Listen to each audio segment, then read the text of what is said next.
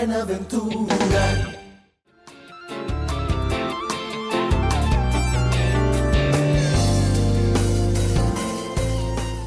El Centro Interdisciplinario de Estudios Humanísticos de la Universidad de San Buenaventura Medellín les da la bienvenida a la Cátedra Abierta Institucional, donde a través de la interdisciplinariedad de las ciencias se desarrollarán temas de interés para la comunidad académica, inspirados en el humanismo franciscano. Cátedra Abierta, un espacio para la formación, la reflexión y la discusión, con calidad humana y profesional. Bienvenidos. Somos Universidad de San Buenaventura. Profesor de las Universidades Pontificia Bolivariana, Luis Amigó, ha sido autor de numerosos proyectos académicos, educativos y pedagógicos, ha sido consultor, asesor educativo y pedagógico y se desempeñó como decano de la Escuela de Educación y Pedagogía de la Universidad Pontificia Bolivariana. Doctor Guillermo, bienvenido a este espacio de la Cátedra Abierta. Muchas gracias, Héctor David, a ti, a la Universidad de San Buenaventura y pues a las personas que están aquí en esta conversación acerca de la ética en el marco universitario, profesor Héctor. Un saludo. Per- Muchas gracias, profe. Bueno, vamos a iniciar esta cátedra hoy conversando con el profesor Guillermo acerca de un tema que hoy en día es muy importante frente a la educación del profesional y es la ética. Retomar la ética, retomar el valor y el contenido de la ética y los propósitos para la transformación de nuestra sociedad. Quisiera empezar, profesor Guillermo, con esta primera pregunta y es entender cuál es la visión sobre la importancia de la ética en la formación universitaria. Bien, yo creo que sobre la importancia de la ética en la formación universitaria me gustaría desplegar como varios asuntos. Yo creo que el asunto de la ética no se circunscribe al ámbito universitario, esa es la primera precisión. Aunque estamos hablando aquí, por supuesto lo sé, focalizándonos en la universidad, yo creo que tal vez hablar de ética cuando lleguemos a la universidad sea muy tarde. Entonces yo suelo, desde la perspectiva educativa y pedagógica, que es el ámbito profesional en el que normalmente ejerzo mi quehacer profesional, aproximadamente cerca de 40 años, en los distintos ámbitos que usted refirió, profesor, creo que el primer asunto de la ética tiene que ver con ser capaces de reconocer que en el marco familiar, que es el primer espacio educativo por naturaleza, se construyen unos referentes morales y éticos. O sea, morales en términos de la morada que habitamos, que es la casa, con nuestras personas afines, nuestros familiares. Sin embargo, creo que el paso a la ética es el paso cuando empezamos a comprender nuestro papel como ciudadanas o ciudadanos. Entonces, creo que los referentes iniciales que transitan entre lo moral y lo ético están en el marco familiar, profesor Héctor. Y Profesor, después, ese marco familiar tiene una especificidad ya educativa en la escuela. Entonces creo que no es una responsabilidad exclusiva de la universidad. Si lo decimos, la universidad y la educación superior es la mayoría de edad. Con eso estamos de acuerdo, básicamente. Pero profesor, creo que pensar en la formación ética desde un referente de cuna, desde un referente familiar, es muy importante. Entonces, esa era una pequeña precisión que quería hacer, profesor Héctor David, a partir de su pregunta. La segunda precisión es esta. Claro, si usted dice ética, un poco por ser políticamente correctos, si están en el marco universitario, todos decimos, la ética es importante. Claro, todos podemos decir la ética es importante. Sin embargo, ahí habría que detenernos un rato y pensar cómo esa importancia discursiva la construimos en prácticas específicas en el currículo, en la enseñanza, en la formación y en la evaluación. Entonces, para mí, decir ética y la importancia de la ética más allá de la respuesta políticamente correcta que es, desde luego. O sea, la respuesta es sencilla, claro, es muy importante. La pregunta es si somos capaces de transitar de la importancia discursiva a una serie de prácticas, que por supuesto sé que incluyen lo discursivo, pero a unas prácticas en las cuales en el currículo, primero, 2, en la enseñanza, 3, en la formación y 4, en la evaluación, se contemplen como elementos fundamentales, profesor Héctor. Y a partir de ahí, entonces sí podríamos ir desplegando los otros asuntos con base en sus preguntas y en sus observaciones y comentarios, profesor Héctor. Perfecto, profe. Profe, quisiera preguntarle desde su percepción como decano y como experto, digamos, en todos los procesos de educación, ¿cómo observa usted hoy, digamos, en la práctica, digamos, el impacto que la ética ha tenido en los universitarios? ¿Usted cree realmente que hoy en día, como está formulado nuestros procesos de educación, especialmente el sistema educativo pensado para las universidades, la ética ha tenido, digamos, el impacto que debe tener? ¿O cree que todavía hay falencias, digamos, en la concepción de lo que es e implica la formación ética? Creo que hay varios puntos para señalar ahí a partir de esa pregunta, profesor Héctor. El primero es, ¿hay falencias? Sí, como en todo proceso formativo siempre hay falencias. Digamos, en educación siempre trabajamos sobre las falencias, las debilidades y las potencialidades, ¿cierto? Entonces, responder si hay falencias es también más o menos rápido. Sí, hay falencias. O sea, nunca tendremos la completitud, o sea, el escenario completo donde digamos, hoy tenemos un panorama ético acabado, cabal, cerrado. No, tenemos siempre brechas, diferencias, falencias, deficiencias notorias. Una de las muestras de las deficiencias notorias son los malos resultados en las competencias ciudadanas, en las pruebas Saber Pro que presentan nuestros estudiantes. Aunque eso no es todo, es un medidor que nos da un dato interesante. Las competencias ciudadanas parecen bajitas entre nuestros estudiantes.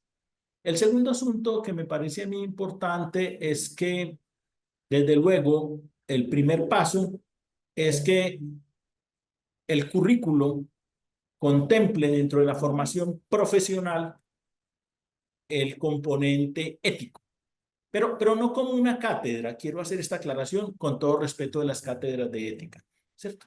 Porque ahí yo tengo como alguna diferencia que sé que otros autores y otras personas que piensan la ética también la tengan. No creo, porque también hay que decirlo, es como cuando se incluyó en la escuela la educación sexual y se incluyó dentro del currículo y se puso una cátedra obligatoria de educación sexual. O cuando a veces dice, incluyamos la cátedra de paz. Y bueno, la escuela se vuelve el receptáculo de cuánto saber existe en el mundo. Pero creo que ese no sea el problema. O sea, curricularizar la ética puede ser una respuesta, pero quizá no sea la mejor respuesta. Lo quiero aclarar, ¿cierto? Con todo respeto del currículo y de los curricólogos, ¿cierto? Pero me parece que tal vez no sea la respuesta. Entonces, ese es el segundo asunto. Ahora bien, para volver también al currículo, es claro que en el currículo, en el último tiempo, en el marco universitario, se ha hecho un recorte, y el recorte siempre es el recorte por las ciencias sociales y humanas. O sea, el recorte tiende a formar cada vez más competencias específicas para lo profesional, para el desempeño, y se pierde de vista, pues no la ética, porque lo que quiero decir es para no contradecirme que sea la ética, pero sí la condición humana, social y humana de un estudiante que va a salir al campo laboral, al campo profesional. Entonces, voy a hacer la cita del referente, pues, con el cual normalmente trabajamos en UPB, que es el referente de Martha Nussbaum, ¿cierto? Martha Nussbaum, en un texto que se llama Sin fines de lucro, plantea la necesidad, y en otros textos, en otros mucho más específicos, plantea la necesidad de que la formación profesional en estos tiempos tan profesionalizantes, en estos tiempos tan vertiginosos, en estos tiempos de rapidez de certificaciones inmediatas, de cursos cortos, de carreras cortas, no se pierda de vista. Entonces, quiero llamar la atención sobre eso, porque aunque diga que no debe ser una cátedra llamada ética profesional, que hay en muchos, aquí en Bolivariana también, yo lo que quiero decir es que la discusión, la argumentación, la exposición, el trabajo colaborativo, el trabajo en equipos, es un trabajo que en muchas ocasiones se empieza a restar en currículos cada vez más eficientistas, en currículos que tienden a una formación profesional y que por esa vía, a la formación profesional, por allá como que al final alguien se acuerda y dice, ay sí, pero con alta formación ética. Pero eso parece ser una frase también, profesor Héctor. Entonces quiero Ujú. llamar la atención sobre eso. Quiero llamar la atención sobre ese segundo aspecto de no poner necesariamente una cátedra de currículo, pero al mismo tiempo, en ese mismo sentido curricular, de no restarle a la formación humanista, a la formación integral, a esa formación que apareció en el Renacimiento, del humanismo renacentista, que creo que es muy importante. Porque aquí quiero citar también a un personaje en el país, que es el profesor Antanas Mockus Civicas. Cuando Mockus Civicas, por ahí en los 80, planteó un texto. El texto es un texto importante que se llama La misión de la universidad. Entonces, en la misión de la universidad, entre otras cosas, el profesor Mockus plantea, ¿para qué vamos a la universidad? Y él plantea tres cosas que yo creo que son centrales, aunque ninguna se llame ética ni tenga dirección exactamente hacia lo ético. Vamos a la universidad, a la lectura, la escritura y la argumentación. Y eso me parece central. O sea, la formación ética tiene que ser una formación en la cual los estudiantes lean el mundo, no solamente los saberes de su carrera de ingeniería, de derecho, de medicina, de licenciatura, de psicología, sino que lean el mundo. Creo que leer el mundo y leer el mundo con los libros o con la tablet, no sé, pero leer el mundo, la lectura del mundo y de la ciudad es fundamental. Dos, la escritura. La escritura, y aquí no lo estoy señalando directamente de la mano de Mockus, sino un poco pues en la trayectoria que yo tengo. La escritura como un proceso de reflexión, como un proceso de pensamiento. Es que creo que mucho de lo ético tiene que ver con la rapidez con la cual actuamos. Y a mí me parece que la escritura es un ejercicio lento, pausado, en contra del vértigo que nos permite conciencia. Y lo tercero es la argumentación, que sí es, digamos, el referente muy importante del profesor Mockus Civicas. Es decir, la argumentación como la disparidad, como el disenso, como el encuentro de la diferencia y que se puede argumentar ahí.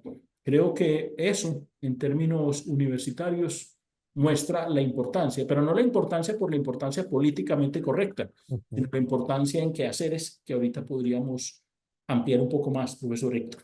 Claro. Profesor Guillermo, quisiera aprovechar que estamos hablando del currículo para que entremos en materia frente a algo y es esto, profe. Más o menos hace 2 años, la Universidad Nacional publica un artículo de 3 estudiantes donde hacen un estudio acerca de la enseñanza ética en la universidad y en otras universidades del área metropolitana. Y el estudio indica que las universidades confesionales, pues, digamos, tienen claro un componente ético dentro de su formación. Digamos, universidades como la Bolivariana, San Buenaventura, Luis Amigó, dentro del currículo de los profesionales tienen el curso de ética. Sin embargo, otras universidades de la ciudad, hablamos de la Nacional, hablamos de la de Antioquia, inclusive podemos hablar de la Universidad de Medellín, solo algunos programas tienen asignados dentro del pensum o dentro del currículo el curso de ética como tal. Otros, digamos que dentro de los programas planean algunos componentes de la ética. ¿Cómo entender, profe, digamos, esa dinámica que tienen las universidades dentro de la libertad de cátedra, digamos, como la función de la ética? ¿Cómo la podemos entender dentro de este componente de ciudad y entender también que, bueno, yo tal vez lo pueda decir desde mi condición de docente humanista, cómo podemos, digamos, entender el desarrollo de la ética en otras universidades, digamos, donde tienen unos intereses de formación desde su filosofía diferentes. No sé, profe, si es clara Sí, la sí, pregunta. sí. Lo entiendo. No conozco el estudio que citas, profesor Héctor, que me parece pues interesante ese análisis de las universidades que cuentan dentro del currículum con lo ético explícitamente y las que Ujú. no lo tienen explícitamente. Pues digamos, ahí hay un referente que tiene que ver, obviamente, con la autonomía universitaria, desde luego, profe, que todos reconocemos. Pues la Ujú. educación superior, pues tiene un marco de autonomía que es mayor con respecto a la autonomía que tienen los colegios en los niveles Sí, iniciales. preescolar, básica primaria, secundaria y media, hasta un décimo, ¿cierto? El marco universitario tiene una libertad vigilada por parte del Ministerio de Educación Nacional, pero tiene una maniobra curricular que se da de alguna manera unos lineamientos propios. Sin embargo, aquí cabe una discusión, profe, que es lo primero que señalé allá para ponerle pues algún problema al asunto de que nosotros, las que usted denominó las universidades confesionales, tengamos la ética, que digamos de entrada es muy importante porque se vuelve un referente que está ahí, entonces ya crea conciencia, o sea, ahí está la ética. Sin embargo, yo quiero señalar algo, que el hecho de que esté en el currículo no garantiza la formación ética. Eso es un poco lo que quiero decir. Ujú. O sea, me parece importante que esté, ¿cierto? Quiero señalar eso claramente. Que esté, a diferencia de que no esté, pues quizá es más importante, ¿cierto? Pero es como cuando uno tiene un papá y uno dice, yo tengo papá y está sentado. Pues eso, guardada la similaridad con el currículo, yo puedo decir, ahí hay ética y ahí está en el currículo, pero eso no garantiza mucho, ¿cierto? El que está en el currículo de manera explícita no garantiza mucho. Da cuenta de que la institución como institución tiene una reflexión y conciencia acerca del asunto. ¿Listo? Pero entonces nos vamos a mover como sobre el terreno, sobre dos terrenos para responder a la pregunta, profesor Héctor. Primer terreno, cómo la ética que está en el currículo se vuelve una experiencia formativa en cada curso. ¿Cierto? Que ahí nos podemos encontrar un meollo central. Porque un profesor puede ser profesor de ética y los estudiantes pueden decir, ¿y esto es como para qué? Esto es como un relleno, ¿cierto? Las palabras que utilizan los estudiantes, me voy a referir Ujú. en los términos de los estudiantes. Los estudiantes dicen, eso es un relleno. Dentro de ese algo de ellos también dicen, eso es una hierba. O sea, ¿para qué me pusieron eso? ¿Eso qué tiene que ver con mi ingeniería, mi medicina, mi derecho, mi licenciatura incluso, etcétera? Entonces, ese es un primer problema. El primer problema tiene que ver con hacer que un curso de ética resulte significativo para estudiantes que al parecer tienen intenciones profesionales en otra área y que ven la ética un tanto etérea, profesor Héctor, que la ven como otra vez filosofía de décimo y undécimo. Eso escucha uno en las cafeterías de las universidades, en esta y seguramente usted también allá. Sí, ahí voy a un curso de ética, voy a ver cómo salto eso. Y es el único requisito y lo dejé para el final porque es un requisito, dicen los estudiantes, que ni me suma ni me quita nada. Y tengo que ver eso y lo ven como un obstáculo. Entonces digamos que ahí hay un problema central, profe, que tiene que ver con la conciencia que puedan tener los estudiantes y que la institución pueda formar acerca de la necesidad ética, ¿cierto? Entonces, viene derivado de eso otro asunto que para mí es importante.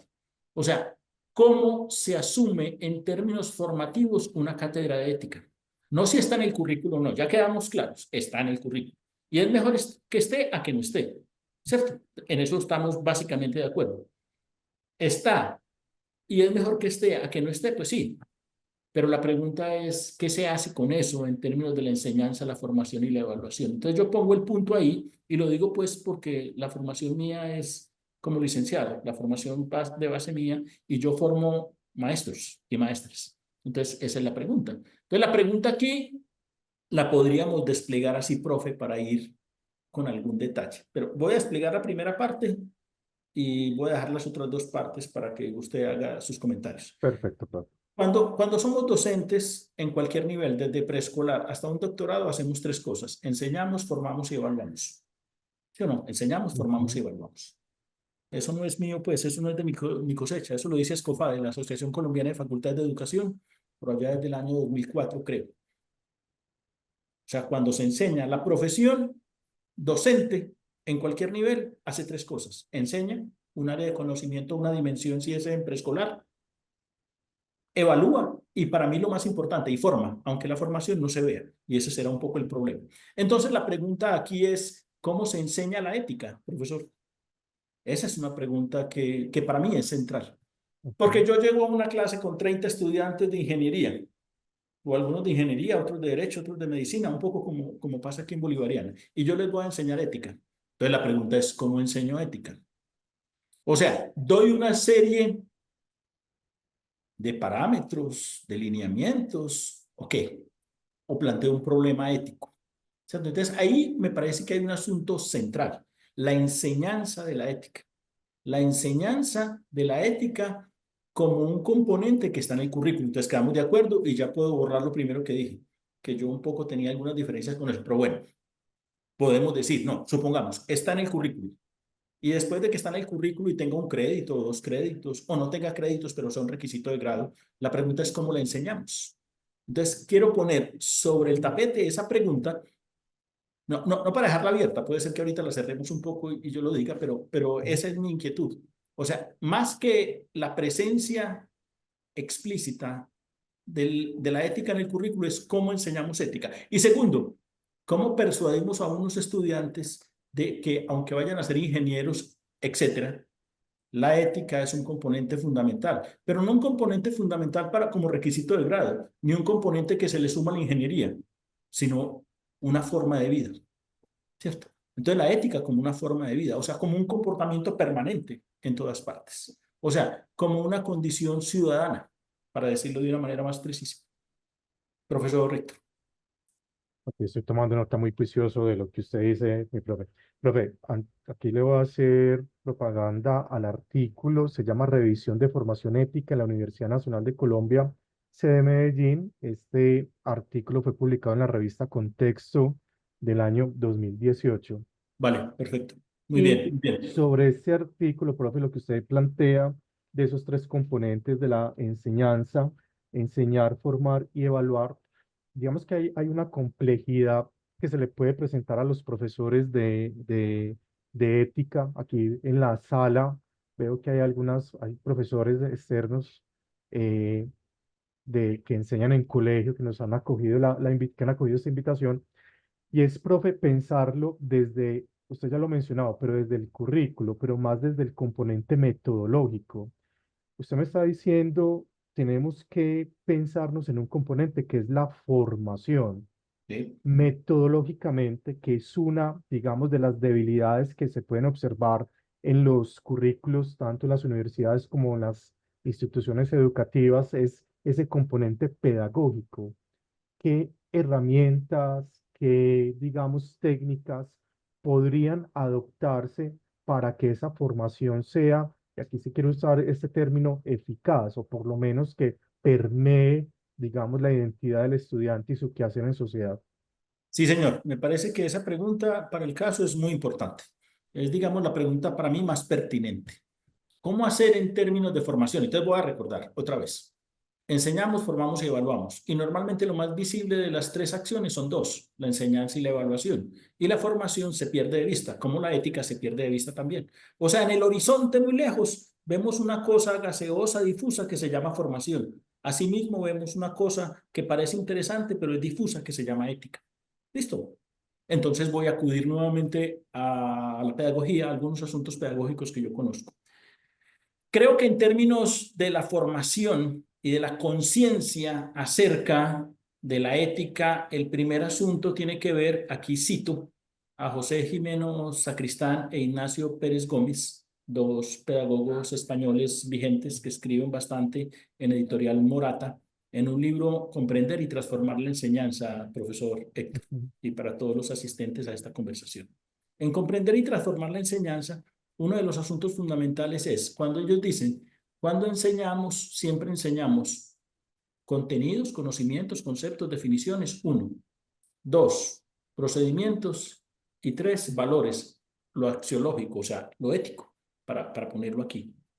En esa distinción, ellos señalan que normalmente cuando somos docentes, en cualquier nivel, guardadas las distancias y las diferencias, siempre partimos un poco de las definiciones, o sea, vamos de lo teórico a lo práctico. Entonces ellos dicen, el camino es que tal vez tengamos que aprender a enseñar desde los procedimientos, desde los quehaceres. Entonces creo que en ese sentido uno de los asuntos más importantes para tener formas éticas de comportarnos, en lo que usted dijo de eficacia o eficiencia, ¿cierto?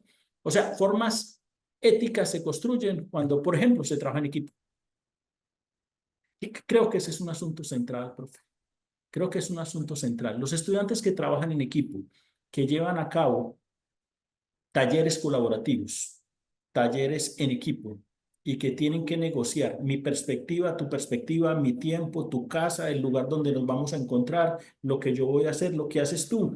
nos pone en un asunto de los dilemas éticos, que son dilemas de un estudiante. O sea, porque no podemos enseñar ética para que después se comporten éticamente en la sociedad. Voy a decirlo con John Dewey. Enseñamos no porque formemos gente para mañana, la formamos ya, aquí, porque ya son ciudadanas y ciudadanos, ¿cierto? Inclusive si están en preescolar. Yo por eso no hago la distinción entre el mundo de la escuela y el mundo de la vida. Es que la escuela es la vida.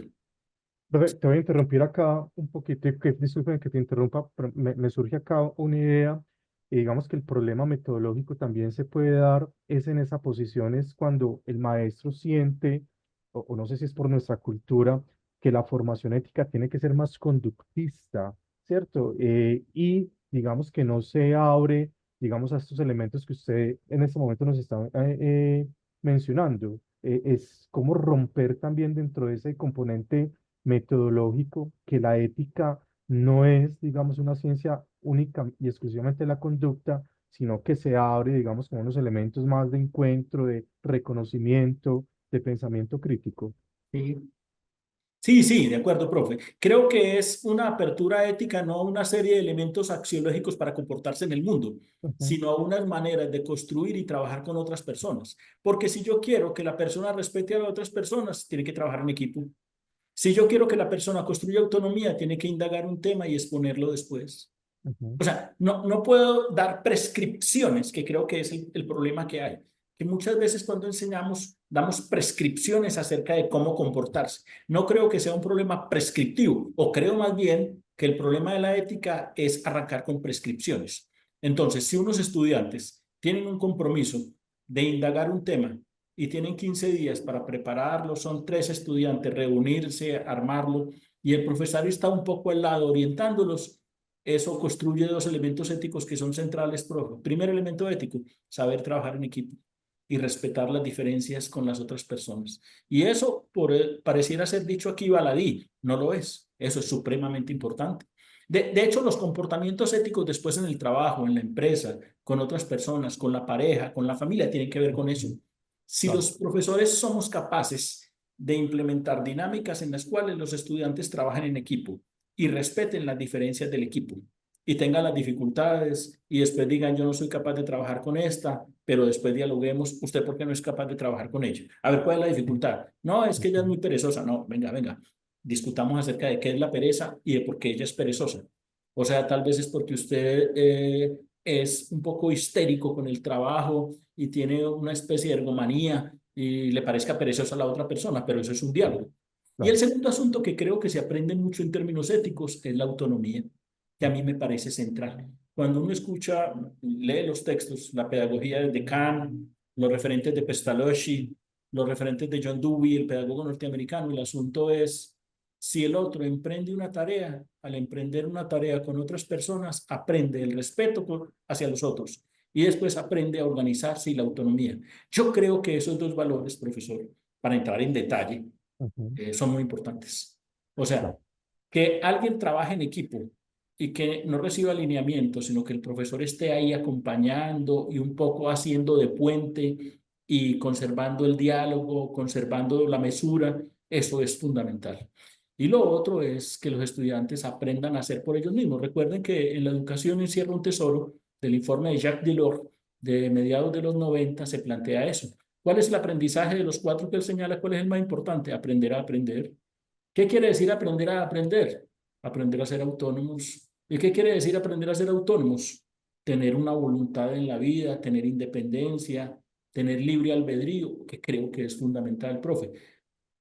Entonces, Profe, por eso decía que en la dinámica, en la metodología, en la didáctica, eso es central, pero ujú. podemos señalar otros asuntos de la mano con Ahí eso.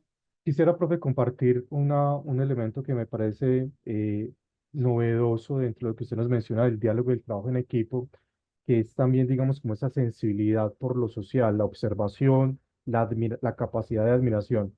Y hoy en día, dentro de la ética, se están trabajando, digamos, unas metodologías asociadas a las narrativas. ¿Qué tan eficaces y convenientes son, digamos, esas experiencias narrativas o salidas de campo a zonas vulnerables, digamos, como para fortalecer dentro del ámbito metodológico ese aprendizaje y esa formación de la ética? Sí, creo que lo primero antes de que entremos en las narrativas es que esa dinámica de trabajo en equipo se señaló desde la década de los 80 por el profesor ya fallecido a principio de año, el profesor Carlos Eduardo Vasco Uribe, Ujú. el Sí, que dirigió la primera misión de Ciencia, Educación y Desarrollo llamada vulgarmente la Misión de Sabios, con sí, García señor. Márquez y las otras 8 personas. Entonces, él trabajó fundamentalmente proyectos y partió de la base del proyecto Cero de Harvard, ¿cierto? Él estuvo trabajando en Harvard, el profesor Carlos Eduardo Vasco Uribe. Y de hecho tiene un texto que se llama El saber tiene sentido, punto seguido, una propuesta de integración curricular. Y es el trabajo por proyectos. Hoy lo llaman por proyectos y lo llaman también por retos. Yo creo que en muchos de los colegios, aquí hay profes de colegios, según usted me dijo, profesor Héctor, eh, en los colegios han avanzado mucho sobre eso. El trabajo en Sí. proyectos, en retos, muestra a unas mujeres y a unos jóvenes, a unas niñas y a unos niños con unos desarrollos éticos que vale la pena decir, tendríamos que copiar en el marco universitario. Lo quiero Ujú. decir ampliamente. Yo pues conozco la dinámica de colegios, tanto oficiales como privados, y en esa dinámica a mí particularmente y me impresiona positivamente el trabajo en retos, proyectos y en investigaciones de los estudiantes. Y estudiantes que salen del aula, que van a diferentes partes del mundo. Véase nada más estas niñas que han ido a la NASA, de colegios Ujú. oficiales, de colegios privados. Bueno, o sea, ahí creo que un caudal importante para esta investigación que usted mencionó de la Universidad Nacional, habría que hacer una investigación de cómo se ha construido la ética en los colegios. O sea, cómo Ujú. se construye la ética en la primaria, en preescolar y en la secundaria. Creo que nos encontraríamos casos exitosos para replicar en el Claro marco que sí, universitario, ¿cierto? claro que sí. Entonces, eso a mí me satisface, porque Ujú. eso señala que en los colegios, a través de proyectos, que era el énfasis que quería señalar, se trabaja eso. Lo segundo, entonces, aterricemos en las narrativas que usted dice, profesor Héctor. Sí, hoy la palabra narrativa se ha puesto en boga, así como en los 90 se puso en boga la palabra experiencia y experiencia significativa. Me parece bien. Aquí hay una distinción. Yo quiero hacer la distinción. Yo trabajo con una de las narrativas y la voy a dejar para el segundo lugar. La primera distinción, entonces, son las narrativas a partir de complejidades sociales. O sea, que los Ujú. estudiantes salgan de clase, tengan un diario de campo y escriban y narren lo que ocurre en la sociedad, lo que ocurre en la plaza minorista, lo que ocurre en un aeropuerto, lo que ocurre en una terminal de transportes, lo que ocurre en el metro, me parece muy importante, porque tiene eso que dije ahora de la escritura, profe. O sea, nos Ujú. damos cuenta del mundo porque somos capaces de mirarlo y después de mirarlo, registrarlo en la escritura. Creo que el paso de registrarlo, de la observación, de la escucha, del olfato, todo eso, de todos los sentidos puestos, que después plasmamos en un texto, es clave. O sea, si un estudiante sale al metro y se queda 2 horas en una de las estaciones, la estación San Antonio, por ejemplo, y es capaz de describir, su profe le da unos lineamientos para describir, para hacer una descripción de lo que pasa en ese lugar, esa es una comprensión ética, Ujú. que para mí es central. La segunda, que es la que yo he utilizado esa con algunos estudiantes de pregrado, estudiantes particularmente de los cursos de lingüística, no la lingüística pues para apropiar las teorías de Saussure y Hazlitt y los demás lingüistas, sino hacer un poco la lingüística de la calle, de la ciudad, la gramática de la ciudad que llaman algunos. Y lo otro es que yo trabajo mucho en los cursos y aquí en Bolivariana otros colegas también lo hacen con la narración autobiográfica, profe, Ujú. que para mí tiene muchísima potencia. Se lo quiero decir a usted y a las invitadas, invitados que están en esta conversación. Para mí ha funcionado mucho. Cuando un estudiante, por ejemplo, es capaz de describir, de narrar su historia de vida en los primeros años en casa, tiene la comprensión de su mamá, su papá, sus abuelas, las amigas, los amigos, los tíos, etcétera, los cuidadores básicos. Y tiene sobre todo el reconocimiento más importante, el reconocimiento de sí mismo, que creo que es un asunto que falta en los cursos de ética. O sea, o yo diría, voy a decirlo de una manera, un curso de ética tiene que arrancar por la historia de vida de cada persona. Si quisieran, pues, si a mí me preguntara, profesor, que no me lo ha preguntado, si yo tuviera que dar una propuesta específica, esa sería mi propuesta. En términos Ujú. didácticos, en términos metodológicos, la propuesta para mí más importante es que una persona esté en capacidad de narrar la historia de su vida, con los baches, Ujú. con las lagunas, con la memoria, con los pasados terribles que todos tenemos. Quiero decir que yo lo utilizo en pregrado y también en maestría con las diferencias de nivel. En maestría, cuando he hecho el ejercicio, algunos estudiantes que son profes ya Me dicen, profe, el ejercicio me resultó muy interesante. Yo no sabía que había llegado a la educación a ser docente y cuando hice la narración me di cuenta. Y esa es una reflexión ética de una maestra. Entonces creo que Ujú, ahí hay un bagaje muy importante que podemos utilizar con las narrativas, profe. O sea, como en esos dos ámbitos. Las narrativas de los espacios de la afuera, de los ujú, espacios sociales. O sea, ser capaces de portar una bitácora, salir a la calle y describir comportamientos de las personas en determinados lugares. No para calificarlos ni descalificarnos, aclaro, para describirlos. Porque el asunto ético no es una descalificación o una calificación, sino una comprensión. En mi ujú. perspectiva, es una comprensión. Lo otro Perfecto. que uno dice, vea cómo actuó de mal, o esa frase pues que a mí me disgusta un poco de acerca de que los buenos somos más. Yo no creo Ujú, eso realmente. Pues, pues nadie puede garantizar que uno sea bueno, ¿cierto? Todos tenemos como el Dr. Jekyll y Mr. Hyde de Stevenson, un lado terrible y otro lado más bondadoso, pero conviven los dos lados. Lo que quiero claro. decir es que un estudiante que sale al mundo, que sale del aula con una herramienta de observación, de descripción y de escritura, tiene una comprensión del mundo. Y un estudiante que tiene esa misma herramienta para narrarse a sí misma, tiene una comprensión de sí mismo más importante. Quizá ese estudiante lo piense antes de lanzar un insulto o calificar o descalificar a alguien. Ujú, Nosotros particularmente, pues todo lo vemos. Somos muy rápidos en las descalificaciones y en los juicios de claro. valor. Profe, eso me recuerda, nosotros estamos haciendo un trabajo ahorita con el Museo Casa de la Memoria Uh para -huh. hablar del concepto de reconciliación y entramos en un debate precisamente por la complejidad que es entender la reconciliación. Usted vive la reconciliación de una manera muy diferente a como le ve un guerrillero frente a un militar o a un paramilitar o la misma ejército frente a la comunidad. Digamos que hay una complejidad de conceptos que impiden de alguna manera, con este país que todavía está en conflicto, entender ese concepto de la reconciliación. Y me parece muy valioso lo que usted menciona, digamos, sobre esa autobiografía y esa comunicación, porque precisamente el sujeto, el ciudadano, se entiende es por su historia, por su realidad.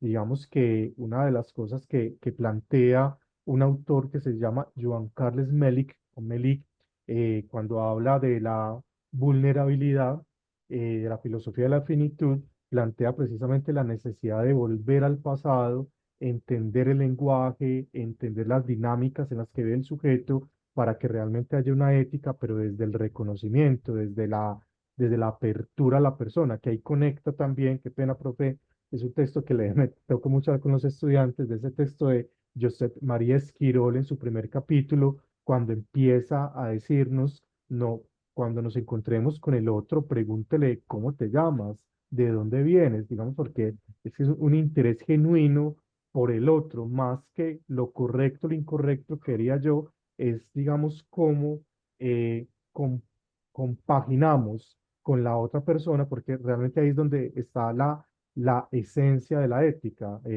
No sé, profe, si de pronto comparte estas ideas que plantean estos autores. Sí, pues yo conozco lo de Melich y Bárcena, Ujú, que es el acontecimiento Bárcenas. ético, como la Así es, natalidad y la hospitalidad, que así es. sobre ese referente, por ejemplo, podría decir que el asunto en la educación, vea un referente fundamental ético, más allá de que el curso esté o no en el currículo, ¿cierto? Ujú, Pero puede ser que esté en el currículo, como ya usted dijo, con el informe de los estudiantes, en algunas universidades. Pero yo diría que el profesor del curso de ética tiene dos gestos que para mí son centrales en términos de construcción de la ética de manera precisa, efectiva. Primero, tiene el gesto, como dicen Bárcena y Melich, de entender al estudiante como una persona que ha nacido al mundo y que recibimos hospitalariamente en el marco institucional. Para mí, el gesto ético de entrada universal se llama la hospitalidad, el hospitus, el que la maestra o el maestro reciba al estudiante y el estudiante que es un extraño, Gómez, Ramírez, Alcila, Echeverry, pues, y los demás apellidos que están, que somos el universo. Es que hay que recordar algo. Cuando llegamos a la escuela, en cualquiera de los niveles, desde preescolar hasta un doctorado, somos extranjeros, somos la extranjería, somos la diferencia. Por eso es muy importante salir de casa e ir a la escuela, porque solo en la escuela apreciamos la diferencia. porque la escuela es el espacio de la extranjería. Somos extraños, somos extranjeros. Pero si la maestra en preescolar o la maestra o la profesora doctora en el doctorado recibe a la persona, la saluda, se aprende su nombre, permítanme que haga ese énfasis, y pregunta por su historia y por qué está ahí, hay un sentido para la otra persona. O sea, la otra persona tiene sentido no porque es estudiante, sino porque es reconocido en su propia historia y en su identidad. Y eso, para mí, tiene plena validez, profesor Héctor. Es decir, recibir al otro, entonces son dos gestos, ya dije el primero. El primer gesto es la hospitalidad. Para seguir con la línea bibliográfica de Bárcena y Merich, ¿cierto? Recibir al otro como un acontecimiento. O sea, el otro es un acontecimiento, eso es muy importante. A mí eso me parece muy bonito, además, me parece estéticamente muy lindo. Cada persona Claro. que va a la escuela es un nuevo acontecimiento, es un nuevo nacimiento. O sea, nos ha nacido un niño, pero nos ha Ujú. nacido un estudiante, nos ha Ok, nacido una persona en el mundo. Creo que eso es central. Y lo segundo, el segundo gesto es, además de saber el nombre y conocer la historia y la hospitalidad, el segundo gesto es enseñarle a esas personas las mejores herramientas desde nuestra área para que actúen en el mundo. O sea, son dos gestos centrales, los de la escuela, repito, en cualquier nivel, desde preescolar o si se quiere, desde primera infancia hasta el doctorado o hasta el postdoctorado, pues si se quiere. El primer gesto es recibir hospitalariamente el otro. O sea, no ser hostiles. No es el hostis, sino el hospitus, ser hospitalario. O sea, ser hospitalario no es ser salamero, yo lo suelo decir, es recibir al otro. Porque hay que ujú, recordar un asunto que es central, que lo dijo Paulo Freire a finales de los 60 y lo ha reiterado el Papa Francisco en las encíclicas. ¿Qué es la educación? Un acto de amor. Pero un acto de amor no es un acto de salamería, no es un acto almibarado lleno de azúcar, hostigante. No, un acto de amor, o sea, es un gesto hospitalario de recepción de la otra persona como nos ha nacido el mundo. Y el segundo gesto es entregar las herramientas necesarias. O sea, un estudiante, después de que lo quieren y lo han recibido hospitalariamente, espera que le entreguen las herramientas para actuar en el mundo. O sea, ¿cómo construimos una posibilidad ética en segundo nivel? Porque al otro le entregamos herramientas que él dice, y estas herramientas me sirven para actuar en el mundo. Eso es lo que dicen José Jiménez Sacristán y Ignacio Pérez Gómez. O sea, arrancamos por los procedimientos y con esto puedes proceder. O sea, claro. un profesor de ética que enseña a pensar lentamente, a distinguir y a hacer menos juicios de valor, le ha entregado la herramienta más importante a la persona. Tener Ok. observación, tener mesura, tener prudencia y no hacer juicios de valor. Segundo, le enseña la escritura, le enseña a describir lo que ocurre socialmente, le enseña a contar su vida. Esas son las herramientas, profe. De hecho, en Ujú, todos los cursos le enseña a leer bien. Es una maravilla. Lee ujú. el texto con el estudiante y le ayuda a comprenderlo. Eso es una maravilla. Ese no es un asunto que ya pasó porque estuvo en primaria, no. En todos los niveles, hasta el doctorado, tenemos que leer con los estudiantes para entender la gramática del texto, que siempre tiene dificultades diferentes, profe. Gra- Gracias, profe. ¿Me confirma si me están escuchando bien, por favor? Aquí se me presentó un bajoncito en la señal. Profe, usted cuando iniciamos el conversatorio mencionó unos componentes muy importantes que hay que tener dentro de la formación ética en la universidad y aprovechando que hay veo una profe conectada, también pensémoslo desde la educación básica y media. Currículo, enseñanza, formación y evaluación ética. Profe, hablemos un poco de esta idea de la evaluación ética. ¿Qué es y cómo se puede desarrollar de la mejor manera? Usemos ese término, profe, qué pena con usted, pero me contagié de esta época consumista y es el tema de la eficacia, que sea eficaz y pertinente. Sí, está bien, está bien. Tranquilo, profe, que todos ya estamos muy contaminados, no me preocupe. Yo también, por supuesto. Sí, profe, creo que en esos términos de eficiencia o eficacia o efectividad, que son los tres términos que Ajá. utilizan mucho en economía, en cualquiera de sus distinciones semánticas, que para el caso creo que no valga la pena, pero en términos de que sea un asunto concreto, preciso, yo podría decir lo siguiente. Cuando nosotros hemos pensado la evaluación, cuando particularmente yo he pensado la evaluación con los estudiantes, creo que la evaluación con los estudiantes tiene esto. No es evaluación de los aprendizajes, es evaluación para los aprendizajes. Esa es una primera distinción que ya, digamos, el cambio, el relevo de preposición aquí es muy importante. No, no es un asunto fútil cambiar la preposición de por la preposición para. O sea, creo que un asunto fundamental en la metodología propia de la evaluación es evaluar para que los estudiantes aprendan. ¿Eso qué significa, profe? Eso significa de entrada un ejercicio ético que para mí es fundamental. Y voy a arrancar de aquí porque esa era mi otra perspectiva, mi otra tesis en este planteamiento ético. Esté o no esté en el currículo, los profesores formamos la ética ciudadana. ¿Por qué la formamos? Porque desde la presentación del curso ponemos las cartas sobre la mesa, profe, para utilizar esa metáfora del juego, del remis o de cualquier cosa parecida del póker. Ponemos las cartas sobre la mesa. O sea, decimos, esto es el curso, de esto trata el curso, estos son los alcances del curso, aunque entendamos las diferencias de cada estudiante. Esta es la evaluación, estas son las fechas, estos son los porcentajes. Me parece que eso es importante. Me parece que el primer mensaje ético de un profesor en el arranque de un curso, se llame ética o no se llame ética, es poner las cartas sobre la mesa y ser preciso, claro, en lo que vamos a hacer en el curso y en lo que pretendamos para el aprendizaje de los estudiantes. Ese es un primer asunto. Y lo que quiero decir es que ahí arranca la evaluación. La evaluación no es un examen, ya todos lo sabemos quienes estamos aquí. Evaluación no es calificación. La evaluación incluye la calificación, incluye los exámenes y los distintos instrumentos, pero la evaluación es mucho más que ya quiero referirme a eso. Entonces, primero, ponemos las cartas sobre la mesa. O sea, los estudiantes dicen, la profesora es transparente, la profesora es ahí, tal cual nos presentó el curso, eso vamos a hacer. Puede que eso tenga variaciones, profesor, como todos lo sabemos, porque hay contingencias, pero siempre que haya variaciones diremos, y vamos a variar esto, y vamos a estar de acuerdo en la variación y construir el consenso. Entonces me parece que es un ejercicio ético docente. No es el contenido ético que expreso ni las prescripciones, sino el comportamiento ético. Segundo, la evaluación siempre tiene un grado de subjetividad muy alto, desde ingeniería hasta filosofía. En todas hay subjetividad.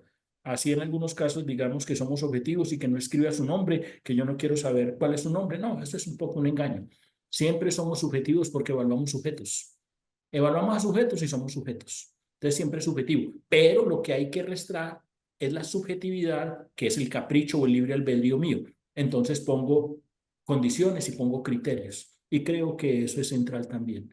Repito, en un curso de ética o en cualquier curso para aprender ética, que pongo condiciones y pongo criterios y los acordamos y estamos de acuerdo todos en esos criterios. Entonces me parece que eso es central, que tiene que ver con la coherencia de la puesta en escena del profesor. Y tercero, con esto cierro para su pregunta, profe, y tercero, cuando hago un examen, una prueba, un taller, hago una devolución y en la devolución hago una realimentación del proceso. La realimentación del proceso es realmente la posibilidad de que el estudiante se dé cuenta de qué sabe, de qué no sabe, de cómo hizo, de qué le faltó hacer, etc. O sea, de que el estudiante caiga en la cuenta y comprenda. Hay que decirlo en términos evaluativos desde la pedagogía. Tal vez el resultado del examen y el aprendizaje no está en el examen, sino en el después del examen que se llama realimentación. Entonces, cuando entregamos los exámenes a los estudiantes y los comentamos y nos tomamos media hora, una hora, no sé cuánto, y hacemos el comentario de los pros y los contras, de los más y los menos, entramos en un ejercicio en el cual el estudiante dice, me he dado cuenta de mí. Es que quiero aquí hacer un énfasis, profe, que creo que se habrá notado con lo de la narración autobiográfica. El asunto ético es darme cuenta de mí. El asunto ético para mí central es darme cuenta de mí. Si yo tengo conciencia de mí, voy a utilizar la palabra que utilizaba Paulo Freire, que no es concientizar, que es la palabra extranjera, sino concienciar. ¿Qué es el ejercicio, decía Paulo Freire, de la formación y de la pedagogía? Concienciar. Concienciar es tomar conciencia. O sea, concienciamos a los estudiantes. Y creo que los concienciamos y les abrimos una ruta a lo ético cuando tenemos claro en qué me equivoqué, en qué acerté, qué tengo que hacer la próxima vez, con cuáles estudiantes me podría juntar para hacer un trabajo, cuáles son mis más y mis menos, mis debilidades y mis fortalezas, mis potencias. Creo que eso es muy importante, ¿cierto? Porque lo otro del curso de ética puede ser una serie de prescripciones que sirven para responder un examen y para que el profesor enseñe una cátedra, pero tal vez no sirvan para la vida. Y ese es un tema central en términos de pues la efectividad esta es la palabra que nos ha contaminado, profe. ¿Cierto? Pero Claro que sí. quiero decirlo ahí, quiero decirlo en términos, ¿para qué me sirve a mí? Ujú, Como dije ahorita lo de las herramientas, ¿para qué me sirve a mí la evaluación? Para darme cuenta de en qué cosas he avanzado, porque hay que recordar, recordémoslo aquí, la evaluación tiene tres funciones. Uno, sigue el proceso. Dos, ajusta y afina dicho proceso. Y tres, certifica socialmente. Entonces, cuando uno certifica socialmente y un estudiante inclusive se autoevalúa, ahí hay un asunto ético. Pero hay tres evaluaciones, todos lo sabemos. Hetero, ¿sí o no? sí, Co y autoevaluación. Que un ujú, estudiante esté expuesto a la heteroevaluación, o sea, a su profe, a la coevaluación con sus compañeros del trabajo en equipo y haga su propia autoevaluación. No como le dé la gana, perdón por la expresión, no a su libre albedrío, sino con criterio, lo que dije ahorita permite ujú. decir eso. ¿Te pusiste 5? Sí, te lo pusiste porque la rúbrica dice esto. Trabajaste en equipo, respetaste las opiniones, entregaste a tiempo, resolviste el ejercicio como había que resolverlo con los parámetros, listo. ¿Tiene 5? Sí, el 5 no es del profesor, no es un privilegio del profesor. El 5 lo puede sacar un estudiante. Entonces creo que en ese sentido los estudiantes aprenden de la evaluación un comportamiento ético. Y también alguno dirá, profe, a mí sí me faltó, yo no hice aquí. Claro que eso es un proceso de maduración, ese es un proceso de crecimiento y de desarrollo. No se le puede entregar como pasó hace un tiempo. Autoevalúense. Pues no, eso sí es un poquito irresponsable. O sea, Ujú, este curso va a tener un momento de autoevaluación. ¿Cuándo lo vamos a tener? Bueno, entonces hay que decirlo desde la presentación del curso. Creo que en esa ruta, profe Héctor, en ese camino, pues construimos actitudes éticas, ¿cierto? claro. Construimos formas de ser éticos en la vida, no para después, sino para allá. Ujú, El problema es eso, ¿cierto? Les vamos a dar ética general para que cuando estén en las empresas trabajando se comporten éticamente. Creo que esa es una ingenuidad. Nos comportamos éticamente, siempre. O sea, en el ujú, aula nos comportamos éticamente. Y el primer comportamiento ético, que es el modelo, se llama el docente. claro. ¿Y en dónde está ese comportamiento? El docente llega temprano a clase. Voy a decir estas otras cosas, aunque sean obviedades. Si los docentes llegamos siempre tarde, ahí hay un mal mensaje. Y después le decimos, vea, ¿usted por qué llegó tarde? Profe, pues que usted también llega tarde. Entonces, hay un asunto de coherencia que todos sabemos, ¿cierto? Ujú. Entonces, si llegamos temprano, si preparamos clase, si somos responsables, si devolvemos las evaluaciones y realimentamos al que está ahí, pues es posible que él diga, ve, este es un buen mensaje. Claro que sí. Profe, para finalizar este espacio y para darle la palabra a algunas personas que quieran participar antes del cierre, a principio del semestre, acá en la universidad hicimos un conversatorio con un personaje público y el nombre de ese conversatorio decía, sí, la ética vale la pena. Profe, quisiera trasladarle a usted ese eslogan que se usó en esa conferencia para hablarle a los estudiantes, los profes que nos acompañan en este espacio, la cátedra abierta, por qué la ética sí vale la pena en la sociedad actual, en esta sociedad que estamos viviendo. Pues la ética siempre ha valido la pena en esta sociedad, en las anteriores y seguramente en las que sigan con inteligencia artificial Ujú, y con la desaparición de nosotros y ya cuando no haya sino gatijos y perrijos y otras especies y ya nosotros no estemos, seguramente la ética siempre tiene valor. ¿En qué sentido tiene valor? En que la ciudadanía, o sea, que es el referente para el mundo. En estos tiempos que hablamos de sostenibilidad, de cambio climático, creo que la ética ha ampliado su rango, primero a otras especies y dos, como dice el Papa Francisco en la encíclica Laudato Si y en Fratelli Tutti, a espacios, a ámbitos cada vez más amplios. O sea, la ética es un asunto responsable. Antes de la responsabilidad, lo que hay, insisto en el término, se llama conciencia. O sea, creo que eso es central, profe. Tener ujú. conciencia de nosotros nos permite tener conciencia de los otros y del otro. O sea, voy a decirlo con Lucio Aneo Séneca en Cartas a Lucilio. Si te vas a preocupar de los demás, preocúpate primero por ti mismo. Te lo quiero decir en términos, en esos términos de Lucio Aneo Séneca. Arrancamos por preocuparnos por nosotros, no por un asunto ególatra, no por un asunto de individualismo, sino si aprendo a cuidarme a mí mismo y tengo conciencia de mí, es posible que sea capaz de cuidar a los demás y de tener conciencia de los otros y del cuidado de los otros, de eso que dije como hospitalidad. Entonces, para mí en ese sentido es central. O sea, Ujú. yo soy profe hace 39 años y estoy ya a puertas de jubilarme dentro de muy poquito. Y un poco lo que he aprendido es eso. ¿Para qué sirve la educación y la pedagogía y ser docente? Para cuidar a otros, porque somos capaces de cuidarnos nosotros mismos, porque tenemos el cuidado de nosotros y el bienestar de nosotros como un caudal, como un tesoro riquísimo.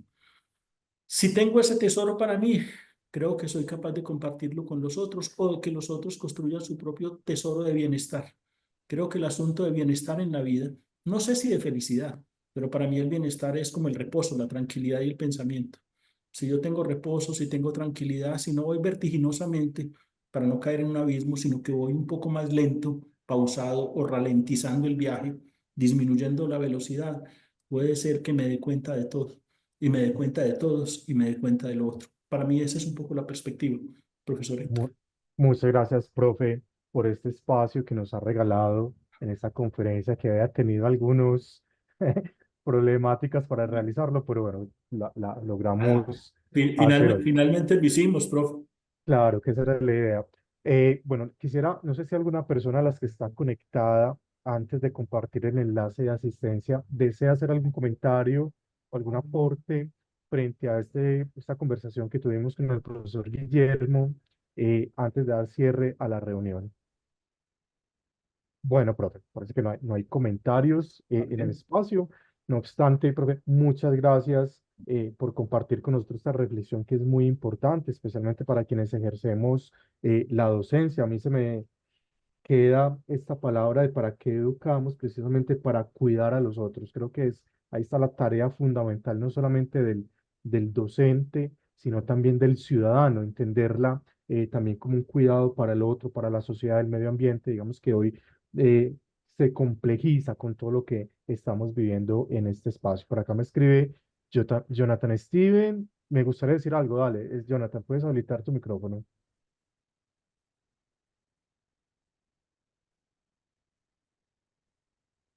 Ah, bueno, está sin micrófono. Profe, damos un segundito que nos escriba Sí, dale, claro que sí. para que podamos atender a su inquietud y si alguien más desea formular alguna pregunta, comentario sobre este espacio de reflexión sobre la ética, puede habilitar su micrófono.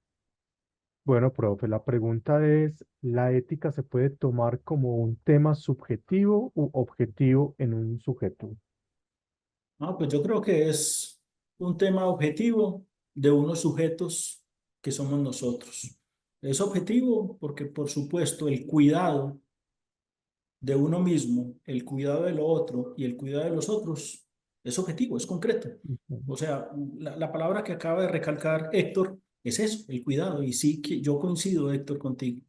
O sea, que es la ética, el cuidado. Lo estoy tomando de Lucio Aneo Séneca y un Ujú. poco de ese sentido de los filósofos, de ese filósofo romano, pero es particularmente en ese texto que yo sugiero, pues permítanme la sugerencia bibliográfica, que si queremos hacer un reconocimiento importante, las cartas al auxilio de Lucio Aneo Séneca, el filósofo romano, son muy importantes. Me parecen muy importantes, así, al igual que los textos de Marco Aurelio, que hacen reflexiones muy en la misma tónica. O sea, es muy objetivo cuidarnos, es muy objetivo cuidar los otros, es muy objetivo cuidar las especies, es muy objetivo cuidar la mascota que tenemos en casa, cuidar a nuestras hijas, a nuestros hijos, a nuestra esposa, a nuestras madres, a nuestra familia, es objetivo, pero en una sola palabra, cuidar la ciudadanía. Es que lo retomo de mocos, cuidarnos, cuidar la ciudadanía, preocuparnos porque haya otros ciudadanos, por el debate, por la argumentación pública, no es una cosa subjetiva. La hacemos los sujetos, por supuesto, pero es una tarea objetiva, en mi opinión. Perfecto. Profe, bueno, muchas gracias. También quiero No, agradecer a las personas que se conectaron esta mañana, a los docentes, Adriana, creo que los de la zona norte también son profes, entonces muchas gracias por acompañarnos en este espacio de la Cátedra Abierta. Profe Guillermo, un fuerte abrazo. Espero tener la vale. oportunidad de volverlo a ver y compartir con usted este espacio. No, Héctor, muchas gracias a ti por la invitación y que salvamos las contingencias que hubo, pero que siempre en la vida también eso es parte de la ética, poder resolver las contingencias, profe, poder resolver las dificultades y al final sacar a flote las Hola, cosas que tenemos que hacer.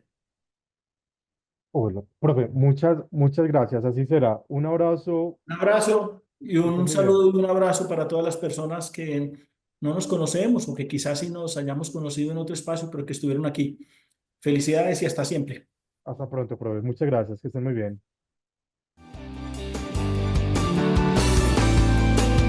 Somos Universidad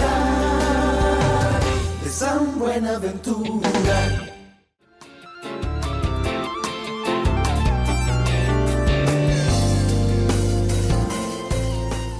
El Centro Interdisciplinario de Estudios Humanísticos de la Universidad de San Buenaventura Medellín les da la bienvenida a la Cátedra Abierta Institucional, donde a través de la interdisciplinariedad de las ciencias se desarrollarán temas de interés para la comunidad académica, inspirados en el humanismo franciscano. Cátedra Abierta, un espacio para la formación, la reflexión y la discusión, con calidad humana y profesional. Bienvenidos.